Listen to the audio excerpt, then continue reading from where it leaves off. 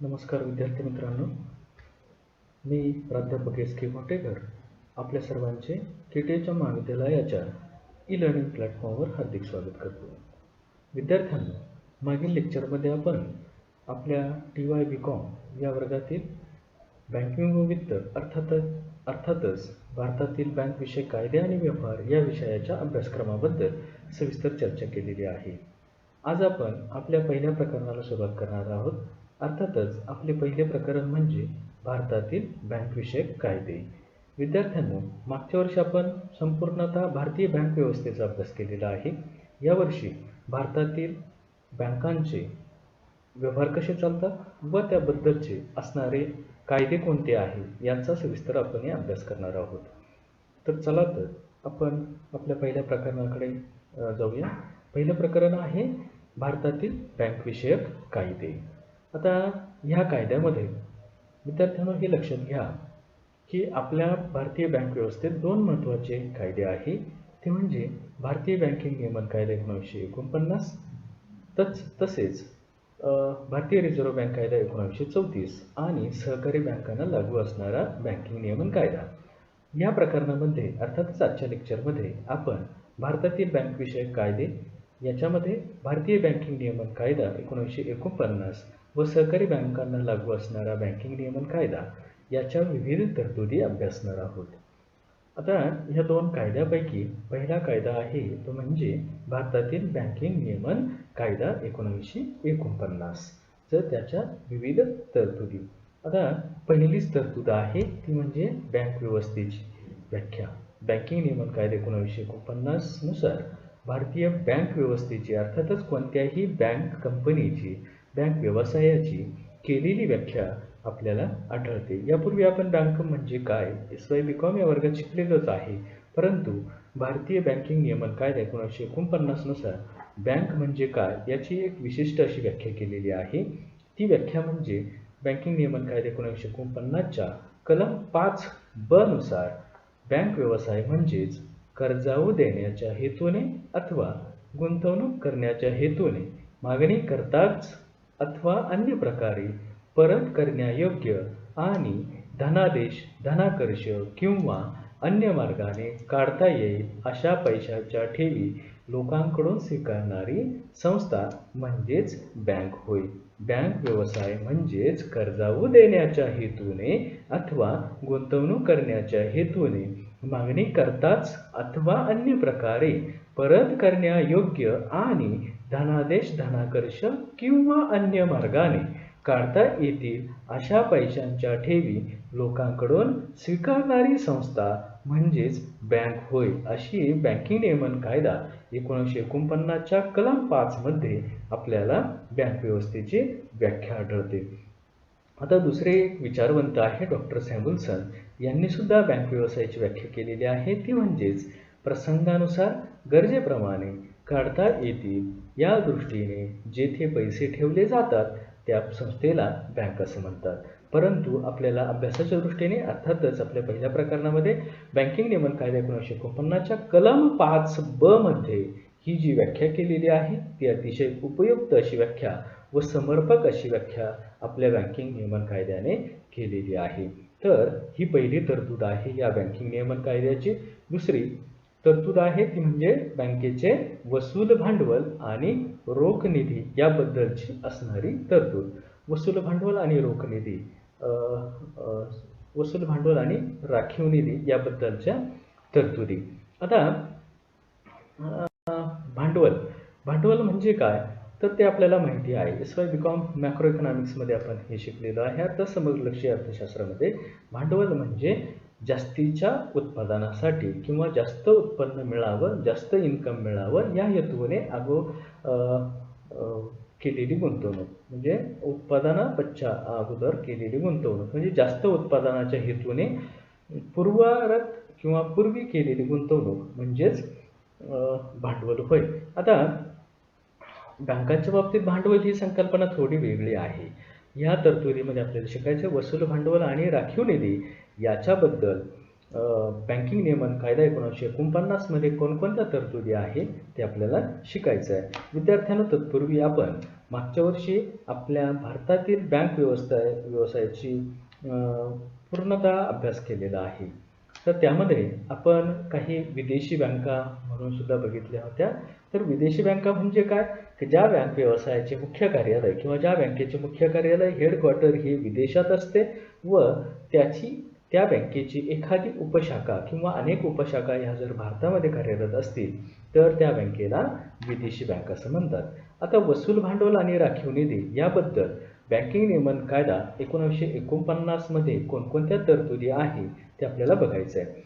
तर पहिली आहे विदेशी बँक व्यवसायासाठी असणारी तरतूद, ती म्हणजे बँकिंग नियमन कायदा 1949च्या कलम 11 अन्वये, म्हणजे 11व्या कलमामध्ये, या कायद्याच्या 11व्या कलमामध्ये आपल्याला या विदेशी बँकांबद्दलच्या तरतुदी आढळतात, त्याही अर्थात वसूल भांडवल आणि राखीव निधीबद्दलच्या.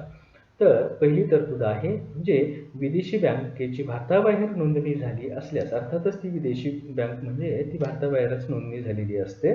तर अशा बँकेची भारताबाहेर नोंदणी झाली असल्यास त्या बँकेचे 15 लाख रुपये वसूल भांडवल आणि राखीव निधी आवश्यक आहे. म्हणजे एखाद्या विदेशी बँकेला जर भारतात शाखा सुरुवात करायची असेल तर तिचे वसूल भांडवल आणि राखीव निधी हा 15 लाख रुपये असायलाच पाहिजे, अन्यथा तिला बँक व्यवसाय करता येत नाही. दुसरी तरतूद आहे ती म्हणजे या बँकेचा व्यवसाय कोलकाता येथे असेल तर, अर्थातच बँकिंग नियमन कायदा 1949 जेव्हा लागू झाला तेव्हाच्या ह्या तरतुदी आहे.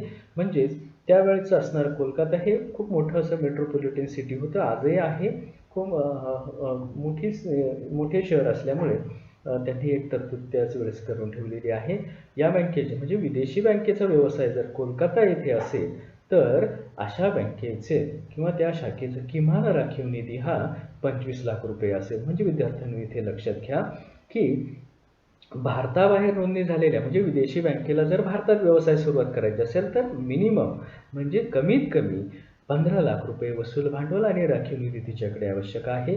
जर त्या बँकेची शाखा किंवा ती बँक कोलकाता येथे जर असेल, म्हणजे त्या काळचं खूप मोठं शहर, आजही कोलकाता खूप मोठं शहर आहे, तर त्या शहरात जर शाखा असेल तर किमान राखीव निधी हा 15 ऐवजी 25 लाख रुपये असायला पाहिजे. हे विद्यार्थ्यांनो इथे लक्षात घ्या. तर आता पुढची तरतूद आहे कलम 11च्या पोटकलम अ मध्ये. आता ह्या कलम 11च्या सर्वसामान्य तरतुदी आहे, पण कलम 11च्या म्हणजे बँकिंग नियमन कायदा 1949च्या कलम 11च्या अ मध्ये अशी तरतूद आहे, बँकेने आपला नफा तोटा पत्रकाच्या एकूण नफ्यापैकी 25% भाग भारतीय रिझर्व्ह बँकेकडे ठेवणे आवश्यक आहे. म्हणजे विद्यार्थ्यांनो इथेही लक्षात घ्या की बँकिंग नियमन कायदा 1949च्या कलम 11 अ नुसार विदेशी बँकेबद्दल अशी ही तरतूद आहे की अशा म्हणजे कोणत्या विदेशी बँकेने आपला नफा तोटा पत्रकाच्या एकूण नफ्यापैकी, जर त्या बँकेला जर 100% नफा होत असेल तर त्या नफ्यापैकी 25% भाग हा भारतीय रिझर्व्ह बँकेकडे ठेवणे आवश्यक आहे. ही सुद्धा एक महत्त्वाची तरतूद या वसूल भांडवल आणि राखीव निधीमध्ये बँकिंग नियमन कायदा 1949च्या 11व्या कलमात आढळते. आता पुढचं आहे भारतीय बँक व्यवसायासाठी. आता आपण काय बघितलं की विदेशी बँक व्यवसायासाठी ज्या वसूल भांडवल व राखीव निधीबद्दलच्या तरतुदी बघितल्या. आता आपण भारतीय बँक व्यवसायासाठी असणाऱ्या भांडवल व राखीव निधीच्या कोणकोणत्या तरतुदी आहे ते आपण बघतोय बँकिंग नियमन कायदा 1949 नुसार. आता पहिली तरतूद आहे भारतात एकापेक्षा जास्त राज्यात बँक व्यवसाय असल्यास किमान 5 लाख रुपये व मुंबई किंवा कोलकाता येथे शाखा असल्यास 10 लाख रुपये वसूल भांडवल व राखीव निधी असायला पाहिजे. आता विद्यार्थ्यांना लक्षात घ्या की भारतामध्ये सध्या जवळजवळ 28 राज्य व 9 केंद्रशासित प्रदेश आहे. तर अशा 28 राज्यामध्ये जर शाखा असेल म्हणजे एकापेक्षा जास्त राज्यात, एका राज्यापुरत्या मर्यादित नसून एखादी बँक असेल तर तिच्या भारतामध्ये एकापेक्षा जास्त राज्यामध्ये बँक व्यवसाय असेल तर किमान भांडवल व राखीव निधी हा 5 लाख रुपये असायलाच पाहिजे. व मुंबई किंवा कोलकाता येथे शाखा असेल म्हणजे त्याच बँकेची मुंबई किंवा कोलकाता येथे शाखा असेल तर किमान भांडवल व राखीव निधी हा 10 लाख रुपये असायलाच पाहिजे. दुसरी तरतूद आहे बँकिंग नियमन कायदा 1949 नुसार, ती म्हणजे एकाच राज्यात, आता आपण 2 राज्यांच्या बद्दल विचार केलेला आहे. आता एकाच राज्यात जर बँक व्यवसाय असेल आणि मुंबई व कोलकाता येथे शाखा नसेल तर कमीत कमी 1 लाख रुपये वसूल भांडवल व राखीव निधी असायला पाहिजे. म्हणजे उदाहरणार्थ महाराष्ट्रात बँक व्यवसाय आहे आणि मुंबईमध्ये त्या बँकेची कोणतीही थोडक्यात एक्स बँक आहे, तिचं महाराष्ट्रात बँक व्यवसाय आहे, परंतु मुंबईमध्ये त्या बँकेचा व्यवसाय नाही किंवा कोणतीही शाखा नाही, तर त्या बँकेचा राखीव निधी व भांडवल किती असायला पाहिजे? फक्त 1 लाख रुपये. आणि जर महाराष्ट्र आणि गुजरात या ठिकाणी जर या ठिकाणी बँक व्यवसाय असेल तर मुंबईमध्ये पण त्या बँकेचा शाखा किंवा व्यवसाय असेल तर तिला 5 लाख रुपये काय आहे? राखीव निधीची तरतूद आहे. परंतु जर एकाच राज्यापुरता व्यवसाय मर्यादित आहे व मुंबई व कोलकाता सारख्या मोठ्या शहरांमध्ये तिची शाखा नसेल तर कमीत कमी 1 लाख रुपये ह्या भांडवल व राखीव निधीबद्दलची तरतूद आहे. आता उदाहरणार्थ पुढची तरतूद आपण बघूया. त्याच जिल्ह्यातील इतर शाखेसाठी, म्हणजे नाशिकमध्ये तो बँक व्यवसाय मर्यादित आहे आणि त्याच बँकेचं नाशिक जिल्ह्यातील इतर शाखा, म्हणजे नाशिक जिल्ह्यातच दुसऱ्या ठिकाणी जर शाखा असेल तर त्या शाखेसाठी कमीत कमी 10,000 रुपये व दुसऱ्या जिल्ह्यात व्यवसाय असेल तर 25,000 रुपये रोख राखीव निधी असायला पाहिजे. म्हणजेच नाशिक जिल्ह्यामध्ये आहे आणि नाशिक जिल्ह्यातच दुसरी शाखा तिने जर सुरू केलेली असेल किंवा त्या बँकेचा व्यवसाय असेल तर कमीत कमी 10,000 रुपये राखीव निधी त्या शाखेसाठी ठेवायला पाहिजे. आणि नाशिक व्यतिरिक्तही दुसऱ्या, म्हणजे आपण उदाहरणार्थ घेतोय तर आपल्या नाशिक जिल्ह्याच्याही व्यतिरिक्त दुसऱ्या जिल्ह्यामध्ये त्या बँक व्यवसायाचं विस्तारीकरण होत असेल किंवा केलेलं असेल तर त्या नव्या शाखेसाठी, दुसऱ्या जिल्ह्यातील शाखेसाठी कमीत कमी 25,000 रुपये भांडवल व राखीव निधी असायला पाहिजे. अशी ही तरतूद आपल्याला ह्या बँकिंग नियमन कायदा 1949 मध्ये बघायला मिळते. आता पुढचा पुन्हा अजून एक तरतूद आहे, ती म्हणजे बँकेच्या सर्व शाखा एकाच राज्यात असतील व मुंबई किंवा कोलकाता या शहरात शाखा असेल तर 5 लाख रुपये व या शहरांबाहेरील प्रत्येक शाखेसाठी 25,000 रुपये भांडवल व राखीव निधी असायला पाहिजे. म्हणजे विद्यार्थ्यांनी इथे पुन्हा लक्षात घ्या, बँकेच्या सर्वच्या सर्व, म्हणजे एक्स बँक आहे तर त्या बँकेच्या शाखा, म्हणजे तो बँक व्यवसाय भारतातील एकाच राज्यापुरता मर्यादित आहे व त्या बँकेच्या मुंबई किंवा कोलकाता या शहरात शाखा आहे, एक शाखा असेल, 2 शाखा असेल तर त्या प्रत्येक शाखेसाठी कमीत कमी 5 लाख रुपये राखीव निधी व भांडवल असायला पाहिजे. आणि इतर शहराबाहेर जर त्या बँकेचं विस्तारीकरण होत असेल किंवा इतर शहरामध्ये नवीन शाखा ओपन होत असेल किंवा असेल तर त्या प्रत्येक शाखेसाठी कमीत कमी 25,000 रुपये भांडवल आणि राखीव निधी असायला पाहिजे. ही सुद्धा एक विशेष तरतूद या बँक व्यवसाय नियमन कायदा 1949 मध्ये आपल्याला आढळते. पुढचा आहे, या बँकिंग नियमन कायद्यामध्ये विविध असणाऱ्या अटी व शर्ती. आता विविध कलमानुसार असणाऱ्या अटी व शर्ती आपल्याला थोडक्यात बघायच्या आहे. एका वाक्याच्या त्या आहे, परंतु विद्यार्थ्यांनो हे लक्षात घ्या की प्रत्येक तरतूद आपल्याला लक्षातच ठेवावी लागणार आहे, कारण मागच्या वर्षापेक्षा यावर्षी आपल्याला बँकिंग नियमन कायद्याबद्दल असणाऱ्या तरतुदी अभ्यासायच्या आहे. अर्थातच मग त्या तरतुदी आपल्याला स्पष्टीकरणासह किंवा त्यामध्ये असणाऱ्या अटी शर्तींसह माहितीच असायला पाहिजे. तर आता पहिलं आहे ते म्हणजे कलम 12 अन्वये विविध अटी आहे. म्हणजे बँकिंग नियमन कायदा 1949च्या कलम 12 मध्ये विविध अटी व शर्ती दिलेल्या आहे. तर ती पहिली आहे, बँकेचे खेळते भांडवल हे अधिकृत भांडवलाच्या निम्म्यापेक्षा कमी नसावे.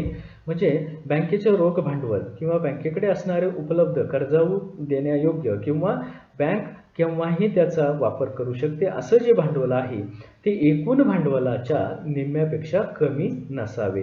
उदाहरणार्थ एखाद्या बँकेकडे 1,000 कोटी रुपये भांडवल आहे किंवा 100 कोटी रुपये, कोणतीही संख्या घ्या, किंवा 1,000 कोटी रुपये भांडवल आहे आणि ह्या भांडवलापैकी कमीत कमी म्हणजे लगेच कर्ज देता येईल असे कमीत कमी भांडवल किती पाहिजे त्या बँकेकडे? 500 कोटी रुपये पाहिजे. म्हणजे अधिकृत भांडवलाच्या निम्म्यापेक्षा कमी नसावे. म्हणजे 400 कोटी असेल, 300 कोटी असेल तर चालणार नाही. म्हणजे ही 12व्या कलमानुसार ही एक अट आहे की त्या बँकेचं जे अधिकृत भांडवल आहे त्यापेक्षा निम्मे भांडवल हे खेळते भांडवल असता कामा नये. म्हणजेच 50% कमीत कमी 50% भांडवल हे खेळते भांडवल असायला पाहिजे. ही एक अट महत्त्वाची आहे कलम 12 अन्वये. दुसरी काय अट आहे की बँकेचे भांडवल समभागाच्या स्वरूपात असेल तर हे समभाग 1 जुलै 1944 पूर्वी विकलेले असावे व सर्व भांडवल समभागाच्या स्वरूपात जमा केलेले असावे. विद्यार्थ्यांनो लक्षात घ्या की बँकिंग नियमन कायदा 1949 12वा कलम अजून काय अट व शर्त आपल्याला सांगताय किंवा त्या बँक व्यवसायाला कोणती अटी व शर्तीचं पालन करायला सांगताय की बँकेने म्हणजे बँक व्यवसाय सुरू करत असताना समभाग म्हणजे शेअर्स विक्री करून जर भांडवल जमा केलेलं असेल, समभाग विक्री करून जर भांडवल जमा केलेलं असेल तर हे सर्व समभाग 1 जुलै 1944 पूर्वीच विकलेले असावे आणि ह्या समभागामधून किंवा हे समभाग विकून सर्व भांडवल समभागाच्या स्वरूपात जमा झालेले असावे. म्हणजे 1944 पूर्वीच ते शेअर्स विकलेले असावे आणि सर्व त्या बँक व्यवसायाचे समभाग हे विकलेले असावे आणि सर्वच्या सर्व भांडवल हे समभागाच्याच स्वरूपात असावे, अन्यथा दुसऱ्या स्वरूपाचे नसावे. म्हणजे ही एक सुद्धा महत्त्वाची अट आहे. विद्यार्थ्यांनो लक्षात घ्या की बँकिंग नियमन कायदा हा 1949 साली सुरू झालेला आहे. म्हणजे 1949 पासून या वर्षापासून आपल्या भारतामध्ये सुरुवात झालेली आहे. तर म्हणजे बँक व्यवसाय तत्पूर्वीही अस्तित्वात होता. म्हणजे 1944 पासूनच अस्तित्वात होता. म्हणून 1944 पूर्वीच त्या बँक व्यवसायाचं भांडवल विकलेलं असावं. ही एक महत्त्वाची अट या 12व्या कलमानुसार आपल्याला बघायला मिळते. पुढचं आहे ते म्हणजे याच कलमानुसारची अट बँकेच्या सर्व भागधारकांचे मिळून जेवढे मताधिकार असतील त्याच्या 1% जास्त मताधिकार भागधारकाला असणार नाही. म्हणजे सर्व शेअर्स धारक किंवा जे भागधारक आहे त्या बँकेच्या सर्व भागधारकांचे मिळून जेवढं मताधिकार होत असेल त्याच्या 1% जास्त मताधिकार प्रत्येक भागधारकाला असणार नाही. म्हणजे 100 भागधारक आहे आणि 100 भागधारकांचं मतदान झालं 100% आणि मग प्रत्येक भागधारकाचं मत किती झालं? 1%. म्हणजे असं आहे की बँकेच्या सर्व भागधारकांचे मिळून जेवढं मतदान तयार होत असेल किंवा मत तयार होत असेल त्याच्या प्रत्येक भागधारकाला 1% मत असेल. म्हणजे 1%पेक्षा प्रत्येक भागधारकाला जास्त मताधिकाराचा अधिकार बँक व्यवस्थापनामध्ये असणार नाही. अशी ही एक अट कलम 12 अन्वये आपल्याला किंवा बँकिंग नियमन कायद्यानुसार बँक व्यवसायाला घालून देण्यात आलेली आहे. पुढची एक अट आहे ती म्हणजे बँकिंग नियमन कायदा कलम 17 नुसार आहे. तर बँकिंग नियमन कायदा कलम 17 नुसार एक अट आहे ती म्हणजे राखीव निधीचे कायदेशीर तरतूद स्पष्ट करते. आता कलम 17 काय स्पष्ट करतं की राखीव निधीची कायदेशीर म्हणजे कायद्याने ही राखीव निधी कसा असेल किंवा असायला पाहिजे याची अट किंवा तरतूद हे कलम 17 स्पष्ट करते. आता पुढे आपल्याला अजून विविध अटी व शर्ती बघायच्या आहे.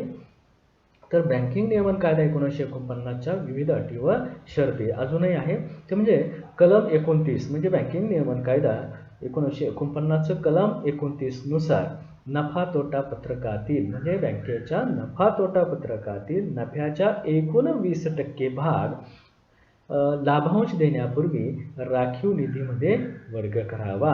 म्हणजे बँकेला 100% म्हणजे 1000 कोटी रुपयाचा फायदा होत असेल तर हे कलम 29 असं सांगतं आहे की या कलमानुसार नफा तोटा पत्रकातील म्हणजे 1000 कोटी रुपये नफ्यापैकी 20% भाग म्हणजे 200 कोटी रुपये लाभांश देण्यापूर्वी राखीव निधीमध्ये वर्ग करावा. म्हणजे बँकेला जर नफा होत असेल तर तो लाभांश रूपाने आपल्या भागधारकांमध्ये बँक वाटत असते किंवा वितरित करत असते. तर तो लाभांश वितरित करत असताना ही कलम 29 असं सांगतं आहे किंवा अशी तरतूद कलम 29 स्पष्ट करत आहे की त्या लाभांशाच्या 20% भाग हा रिझर्व्ह बँकेमध्ये किंवा राखीव निधीमध्ये त्या प्रत्येक बँकेने वर्ग करावा. पुढचा आहे 1962 मध्ये केलेल्या दुरुस्तीनुसार म्हणजे बँकिंग नियमन कायदा 1949च्या कायद्यात 1962 मध्ये दुरुस्ती केलेली आहे आणि त्या दुरुस्तीनुसार रिझर्व्ह बँकेच्या शिफारसीनुसार केंद्र सरकार वसूल भांडवल व राखीव निधी यांचे एकूण ठेवीशी असणारे किंवा असलेले प्रमाण बदलू शकते. म्हणजे 1962 मध्ये केंद्र सरकारला विशिष्ट अधिकार या बँकिंग नियमन कायद्याने दिलेले आहे आणि तो म्हणजे की या दुरुस्तीनुसार रिझर्व्ह बँकेच्या शिफारस म्हणजे रिझर्व्ह बँकेची त्यासाठी शिफारस लागेल. रिझर्व्ह बँकेने जर एखाद्या बँकेच्या राखीव निधीबद्दल किंवा भांडवलाबद्दल तरतुदीचा शिफारस जर केंद्र सरकारला केली तर केंद्र सरकार वसूल भांडवल व राखीव निधी यांचे एकूण ठेवींशी असलेले प्रमाण केव्हाही बदलू शकते. अशी ही एक तरतूद आपल्याला बघायला मिळते किंवा अभ्यासायला मिळते. पुढची अट किंवा शर्त आहे ती म्हणजे कोणत्याही बँकेने राखीव निधीतून अथवा समभाग अधिमूल्य खात्यातून रक्कम काढल्यापासून 21 दिवसाच्या आत रिझर्व्ह बँकेला अहवाल तसा द्यावा लागेल आणि तो तसं देणे बंधनकारक असेल. तसेच ती रक्कम का काढली त्याचाही अहवाल देणे बंधनकारक असेल. म्हणजे विद्यार्थ्यांनो ही तरतूद असं स्पष्ट करते की एखाद्या म्हणजे राखीव निधी ठेवणं बंधनकारकच आहे आणि तो राखीव निधी एखाद्या बँकेने संकटकाळी किंवा आर्थिक संकटाच्या वेळेस जर त्याच्यामधून काही रक्कम विड्रॉल केली असेल किंवा काढली असेल तर ती रक्कम काढल्यापासून 21 दिवसाच्या आत म्हणजे 21 दिवस होण्याच्या आतच रिझर्व्ह बँकेला तसा अहवाल द्यावा लागेल आणि तो अहवाल देणे प्रत्येक बँकेवर तसं जर करत असेल म्हणजे राखीव निधीमधून पैसे किंवा भांडवल काढत असेल तर तसा अहवाल रिझर्व्ह बँकेला देणे बंधनकारक आहे आणि ती काढण्याची म्हणजे ती रक्कम राखीव निधीमधून काढण्याची का गरज वाटली याचाही सविस्तरपणे अहवाल रिझर्व्ह बँकेला त्या बँकेने म्हणजे जी बँक असं करते म्हणजे राखीव निधीमधून पैसे काढते त्या बँकेला रिझर्व्ह बँकेला तसा अहवाल देणे बंधनकारक आहे.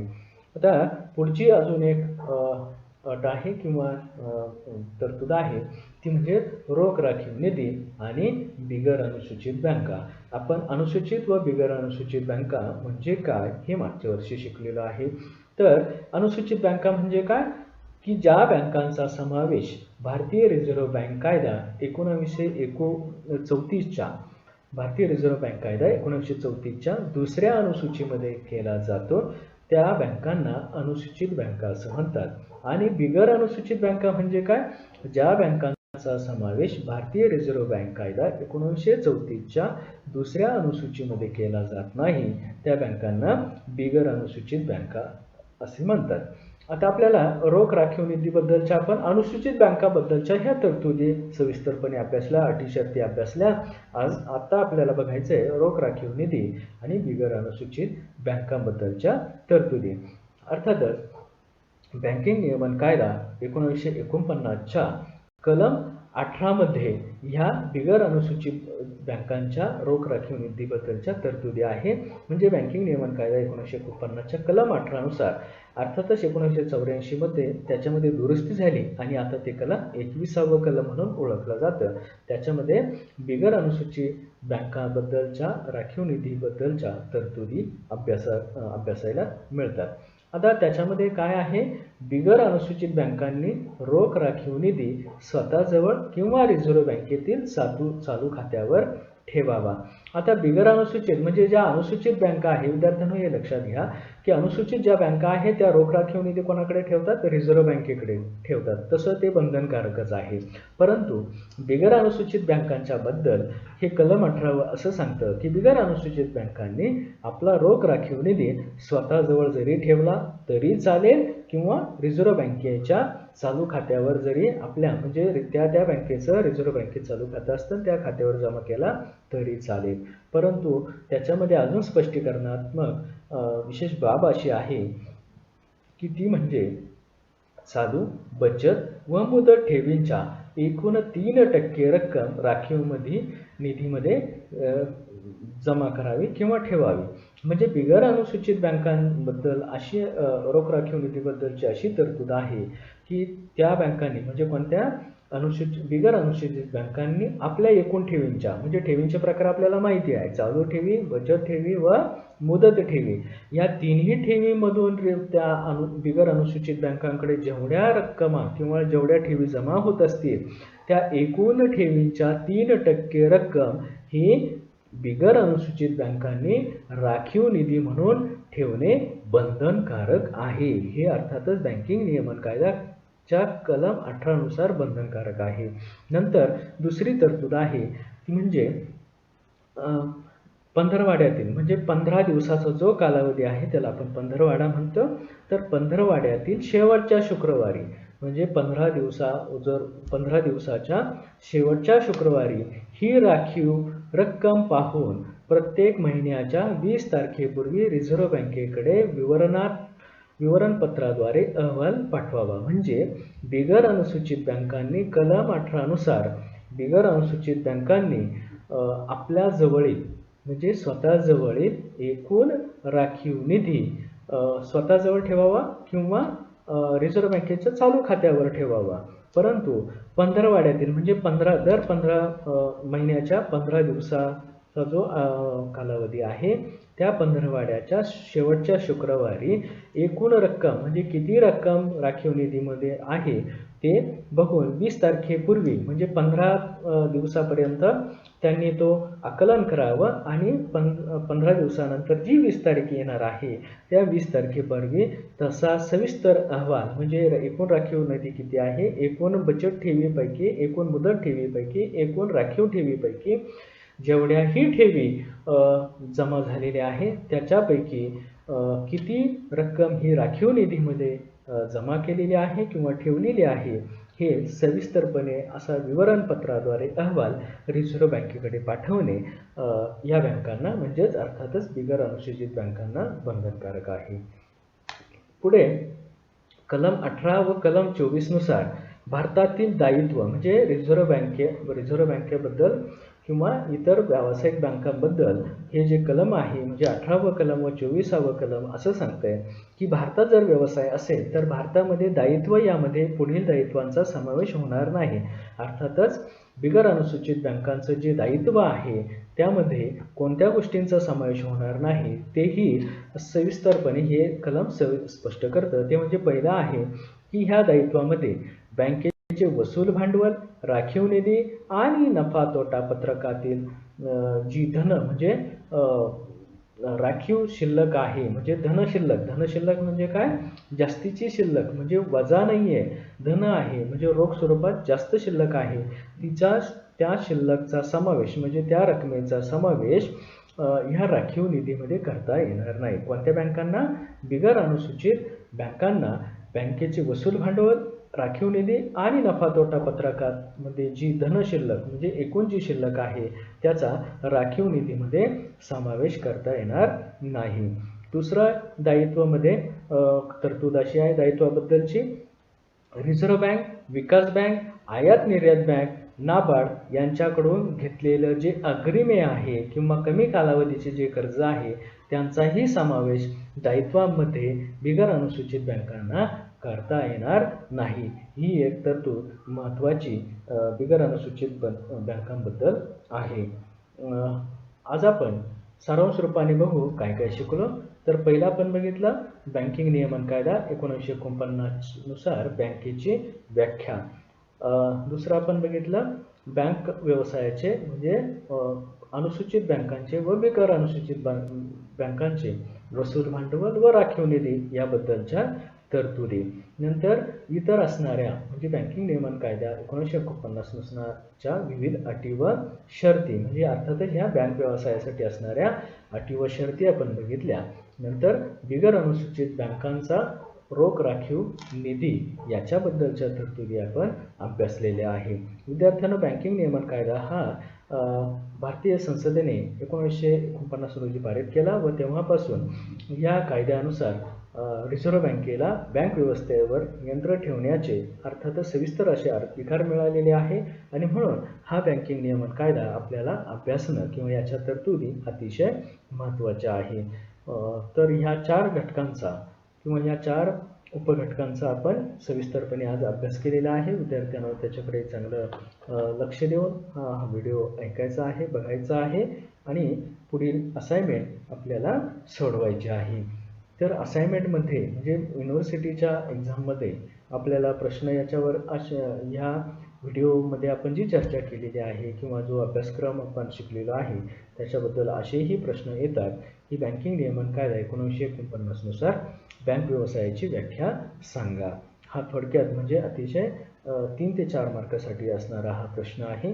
नंतर बँकिंग नियमन कायद्यानुसार बँकांचे भांडवल व राखीव निधी याबद्दलच्या तरतुदी स्पष्ट करा असाही प्रश्न आपल्याला येतो. नंतर बँकिंग नियमन कायद्यानुसार बिगर अनुसूचित बँकांच्या राखीव निधीच्या तरतुदी स्पष्ट करा. हे 3च प्रश्न ह्या व्हिडिओवरती किंवा आजच्या लेक्चरमध्ये महत्त्वाचे आहे. तर विद्यार्थ्यांनो ते चांगले अभ्यासायचे आहे. थँक्यू.